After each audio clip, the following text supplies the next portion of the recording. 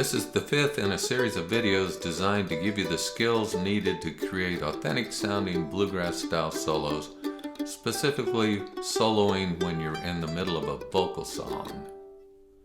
Following the format that we used in our other videos, we first will figure out our melody down here in the first position.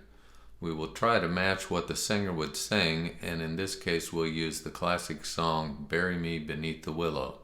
So the melody would go like this. 1, 2, 3, 4.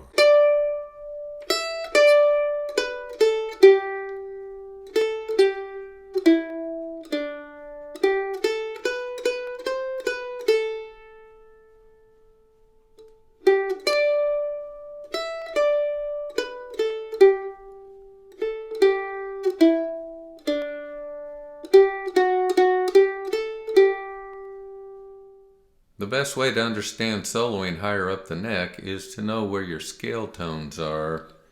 Here's the G scale beginning in the 3rd position, first finger on the 5th fret of the 3rd string.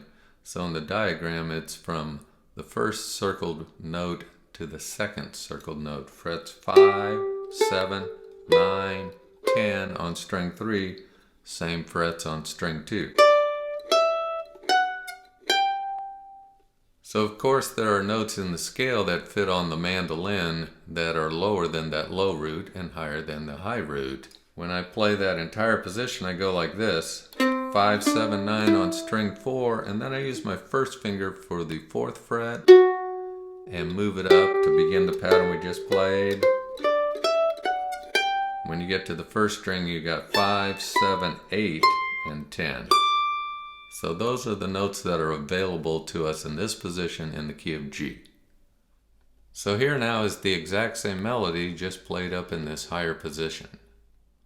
1, 2, 3, 4.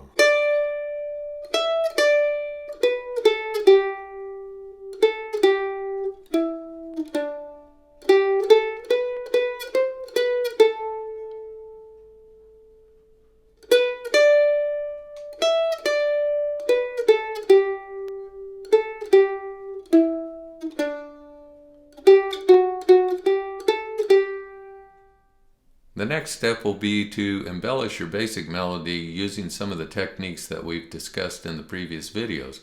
One of those is to find double stops that accent some of the important melody notes. So right here on the very first melody note, we have a 5 and a 9 with fingers 1 and 3.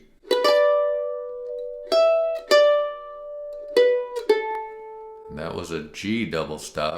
And then when it comes down here to the C chord, you take that 5 and 9 and move it over to strings 3 and 4.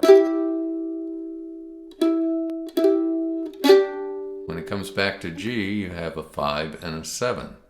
So throughout this arrangement, you'll see some double stops. Another important element is to get some down and up picking going, which creates the sense of eighth notes. It fills it up a lot.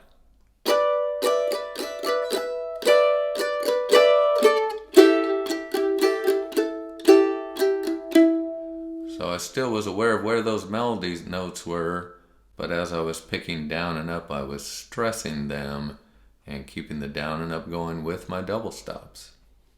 Something that I like to do that really favors my own personal style is to hammer on into the double stops. Creates a really beautiful sound.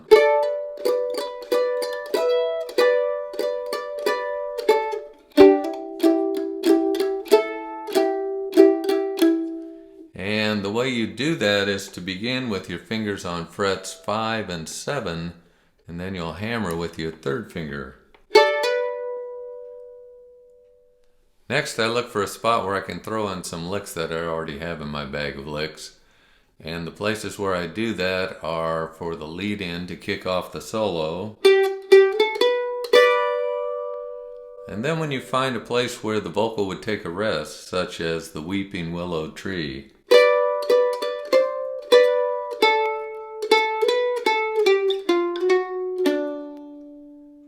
So that's a little D lick right there, D fill. The most common place to put in a fancy fill lick is right there at the end. We call it a tag lick. So as the melody is wrapping up,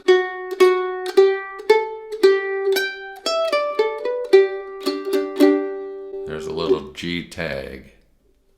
Now I'll play an entire solo using these ideas. So see if you can't recognize where I use the double stops, where I use the down and up picking, where I do the hammer on into the double stops, where we have the lead in, and where we have the fill licks.